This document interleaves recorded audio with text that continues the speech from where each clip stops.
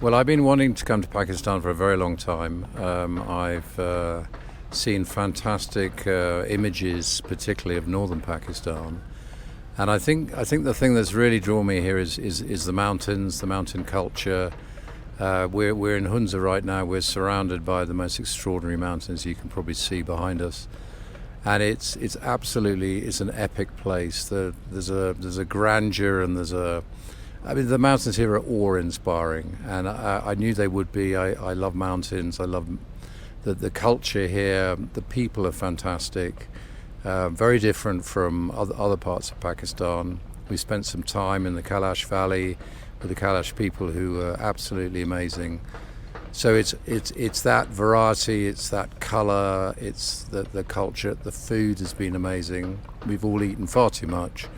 But it's been absolutely amazing. So it hasn't disappointed, and there've been some lovely surprises. It's been a fantastic trip. So I'm assuming from that, Pakistan did live up to your expectations. Oh yes, and some.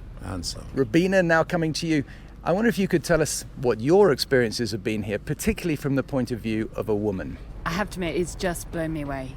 This is the most extraordinary country. It is stunning beyond belief. The mountains, the water, the river. Going to sleep with the sound of water every night has just been glorious. The thing that's when you come to Muslim country, clearly one of the questions is, what is it going to be like with women? I think the thing that's been astonishing to me is the variety. So you'll go through some villages where women are completely covered. Then some you'll have just the eyes showing, but then you come to here in Hunza, and actually it's relatively free. And then the Kailash had their beautiful costumes. They are just stunning. So it's the variety that has been quite interesting, that this is not a single country with a single religion. It's really diverse.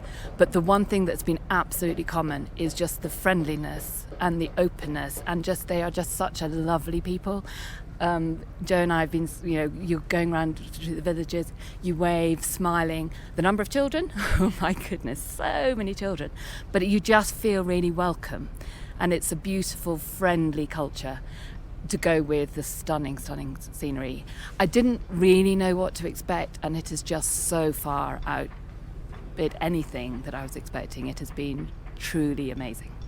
And finally, Joe, I know you're no stranger to travelling in what could be called challenging destinations. With Wild Frontiers, you've been to Guatemala, you've been to Ethiopia, and more recently, of course, you've been to Saudi Arabia. What is it about these offbeat destinations that really appeals to you? Well, I've certainly amassed a fine collection of hijabs over the course of my travels, but that is just a byproduct and not the main motivation. I am curious to a fault about people and cultures, and a real believer that it's a privilege to be able to spend even just a short amount of time actually immersed in the culture of a place and really getting to speak to and interact with the people that live there. You get to see things that are way beyond the headlines of what you might get to see in other places, and that's partly due to the fact that you get to spend real time talking to real people about the real things that they're living every day. I mean, later on today we're going to go to the family of our guide, who is actually from here in Hunza in Saudi Arabia. We ate at the house and actually interacted with the women behind the scenes of one of the professors who was talking to us about the rock art in Juba. In Ethiopia, we slept up in the Rift Valley. We actually slept in the places where the villagers are sleeping, and ate dinner in the dark by the fire inside the hut, and woke up to the sunrise coming over the mountains, surrounded by the villagers.